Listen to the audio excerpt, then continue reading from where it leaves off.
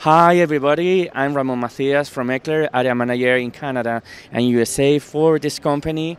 We are presenting one more product here at the InfoComm show.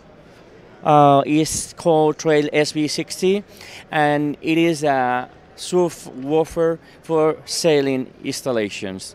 As you will see, at the end of the installation we will just have the reflex output. So we will have to do a hole on the sailing just to leave this space, and it will come with the tile bridges to support the system.